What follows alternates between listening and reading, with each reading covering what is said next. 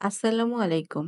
বিশ্বাসীদের গল্পকথা চ্যানেলের আজকের পর্বে আমরা জানার চেষ্টা করব পবিত্র ধর্মগ্রন্থ আল কোরআন ও হাদিস শরীফের আলোকে পবিত্র রমজান মাস সম্পর্কে। তো প্রিয় দর্শক, ভিডিও শুরু করা যাক।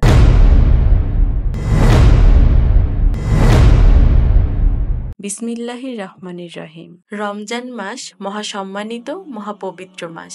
এই মাসে প্রতিদিন রোজা রাখা প্রতিটি মুসলমান পুরুষ ও রমণীদের জন্য ফরজ, অর্থাৎ অপরিহার্য কর্তব্য। আমরা আল্লাহ তাআলার বান্দা, আল্লাহ তাআলার এই হুকুম আমাদেরকে মানতেই হবে। তাই রমজান মাসের মর্যাদা সম্পর্কে এবং রোজা পালনের নিয়মকানুন সম্পর্কে আমাদেরকে ভালোভাবে জেনে নিতে হবে। পবিত্র কোরআন শরীফের বিবরণ। রমজান মাস সম্পর্কে আল্লাহ পাক কোরআন মাজিদে ইরশাদ করেছেন, হে ঈমানদারগণ, তোমাদের প্রতি সিয়াম অর্থাৎ রোজা ফরজ করা হয়েছে, যেমন তোমাদের পূর্ববর্তীদের প্রতিও ফরজ করা হয়েছিল, যাতে তোমরা পাপ থেকে নিজেদেরকে নিবৃত্ত রাখতে সক্ষম হও। কয়েকটি দিন মাত্র, অতএব তোমাদের মধ্যে কেউ যদি অসুস্থ হয় অর্থাৎ সিয়াম পালনে অক্ষম হয় কিংবা সফরে থাকে, তবে সে অন্য সময়ে গণনা করে সিয়াম আদায় করে নিবে। আর যারা সিয়াম পালনে অপারগ হবে তারা একজন নিঃস্ব ব্যক্তিকে ফিদা অর্থাৎ খাদ্য দান করবে। তবে রোজা রাখাই উত্তম যদি তোমরা রোজার মর্যাদা সম্পর্কে সংবাদ রাখো। রমজান মাস, যে মাসে আল কোরআন অবতীর্ণ হয়েছে, মানুষের জন্য হেদায়েত স্বরূপ। তাতে রয়েছে প্রকাশ্য প্রমাণসমূহ যা হেদায়েত ও সমাধান দানকারী। অতএব তোমাদের মধ্যে যদি কেউ এ মাসে সাক্ষাৎ পায়, সে যেন সারা মাস রোজা রাখে। আর যদি কেউ অসুস্থ কিংবা মুসাফির হয়, তবে সে অন্য সময়ে আদায় করে নিবে। আল্লাহ পাক তোমাদের ব্যাপারে সহজ পন্থা অবলম্বন করতে চান এবং তোমাদের সঙ্গে কঠোরতা কামনা করেন না। আর যাতে তোমরা রোজার পরিমাণ পূর্ণ করতে পারো, অর্থাৎ আর এই রোজা তোমাদের প্রতি এই কারণে ফরজ করা হয়েছে যে যাতে তোমরা হেদায়েত প্রাপ্তির পর আল্লাহ তাআলার মহত্ব বর্ণনা করতে পারো, কেননা হেদায়েত তো তিনিই অনুগ্রহ করে দিয়েছেন। সুতরাং তোমরা যেন আল্লাহ তাআলারই কৃতজ্ঞতা প্রকাশ করো। সূরা আল বাকারা আয়াত 183 থেকে 185। পবিত্র হাদিস শরীফের বিবরণ। হাদিস শরীফের রোজা, রোজাদার এবং রমজান মাস সম্পর্কে বহু বিচিত্র ফজিলতের কথা উল্লেখ আছে। হাদিস সমূহ নিচে উল্লেখ করা হলো। 1.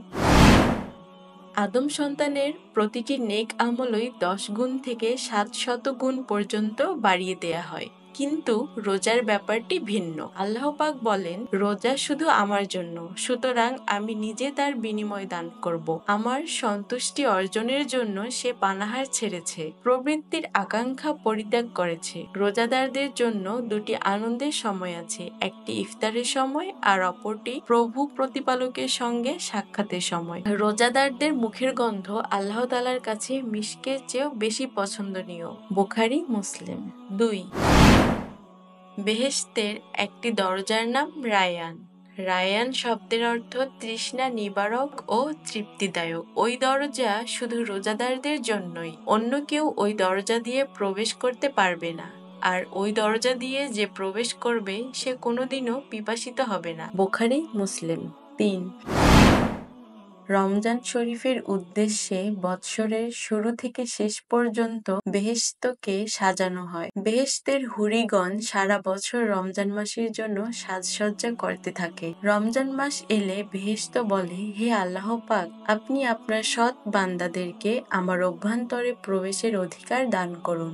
আয়ত আখিনী হুরিগণও বলে, হে আল্লাহ পাক, এই পবিত্র মাসে আপনার সৎ বান্দাদের মধ্য থেকে আমাদের স্বামী নির্ধারণ করে দিন। যে ব্যক্তি এই পবিত্র মাসে কোনো মুসলমানকে দোষারোপ করবে না এবং মদ্যপান করবে না, আল্লাহ তাআলা তার সমস্ত ছোটখাটো অর্থাৎ সগীরা গুনাহ মাফ করে দিবেন। পক্ষান্তরে যে ব্যক্তি এই পবিত্র মাসে কোনো মুসলমানকে দোষারোপ করবে অর্থাৎ গীবত, অপবাদ, গালিগালাজ অথবা নেশাপান করবে, তার সারা বছরের ইবাদত বন্দেগী মুছে ফেলা হবে। 4.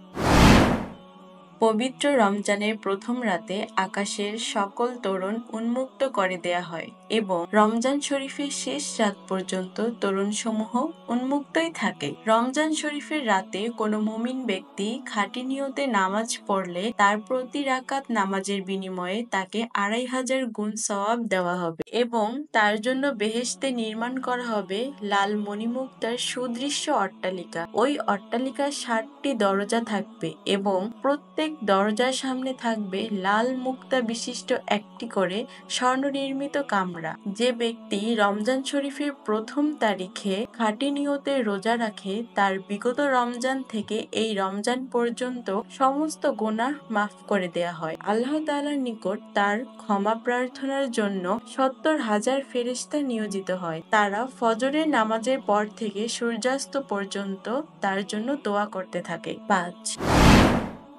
রসুলে পাক সাল্লাল্লাহু আলাইহি ওয়াসাল্লাম ইরশাদ করেন, রোজাদারের নিদ্রা ইবাদত তুল্য, তার মৌনতা তসবিহ পাঠ তুল্য। রোজাদার সামান্য ইবাদতে অধিক বিনিময় লাভকারী, তার দোয়া কবুল হয় এবং গুনাহ মাফ হয়। বাইহাকী। ৬. হযরত রাসূলুল্লাহ সাল্লাল্লাহু আলাইহি ওয়াসাল্লাম আরো ইরশাদ করেছেন, দোজখের আগুন থেকে বাঁচার ব্যাপারে রোজা ঢাল এবং সুদৃঢ় প্রস্তর প্রাচীর স্বরূপ। বাইহাকী। ৭. রোজা রোজাদারদের সুদৃঢ় ঢাল, যে পর্যন্ত রোজাকে মিথ্যাচার ও গীবতের দ্বারা অকেজো করে ফেলা না হয়। তাবরানী। ৮. রোজা দোজখের ঢাল, অতএব মূর্খদের মতো অশ্লীল কথা ও কর্ম রোজাদারদের জন্য অসমীচীন। তার সাথে কেউ অশালীন ব্যবহার করলেও তার সংযত থাকা উচিত, বরং বলা উচিত, আমি তো আল্লাহ তাআলার উদ্দেশ্যে রোজা রেখেছি। নাসাঈ। ৯. রোজাদার ব্যক্তিকে প্রতিদিন ইফতারের সময় একটি প্রার্থনার অনুমতি দেয়া হয়েছে, যা কবুল করা হবে। হাকেম। ১০. যে ব্যক্তি কোনো রোজাদারকে ইফতার করাবে সে ব্যক্তিও ওই রোজাদারের সমান সওয়াব লাভ করবে, অথচ ওই রোজাদারের সওয়াবও কমবে না, ইফতার যতই সামান্য জিনিসের দ্বারা করানো হোক না কেন। আহমদ। ১১.